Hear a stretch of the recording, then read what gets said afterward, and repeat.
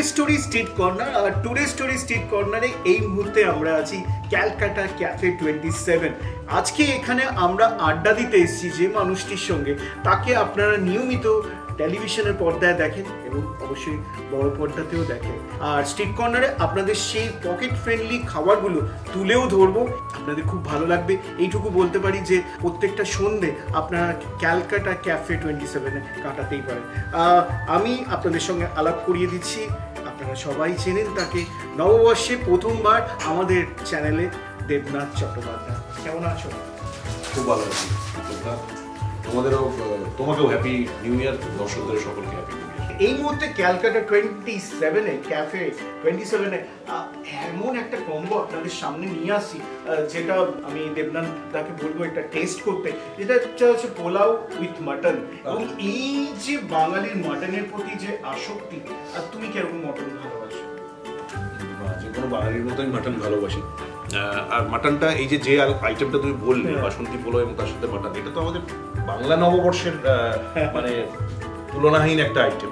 সেটা আজকে ইংরেজি নববর্ষেও খাবো, নতুন বছরে, এটাই ভালো লাগছে। মাটন সত্যিই প্রিয়, খুবই প্রিয় মাটন। মাছে ভাতে বাঙালির মাটন ভীষণ প্রিয়। এবং এই মুহূর্তে ক্যালকাটা ক্যাফে 27-এ আপনাদের সামনে আমরা তুলে ধরছি কম্বো, যে কম্বোটা মাটন রয়েছে, সঙ্গে বাসন্তী পোলাও রয়েছে। আসুন দেখে নি কম্বোটা।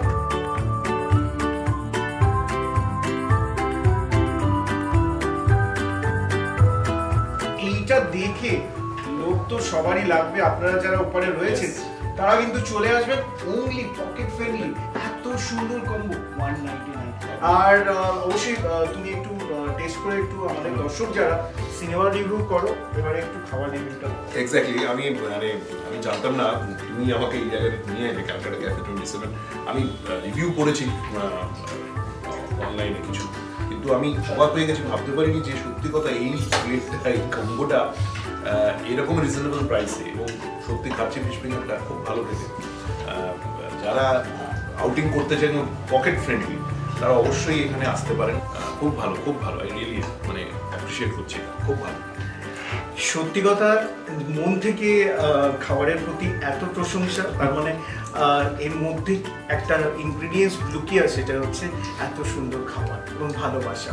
এবং সেই ভালোবাসা এবং আন্তরিকতাতেই ক্যালকাটা ক্যাফে 27-এ আমরা এসছি আজকে, এবং আমাদের সঙ্গে অভিনেতা দেবনাথ চট্টোপাধ্যায় এসছে। এখানে ইতি টানছি, আবার নেক্সট এপিসোডে আবার দেখা হবে ক্যালকাটা ক্যাফে 27।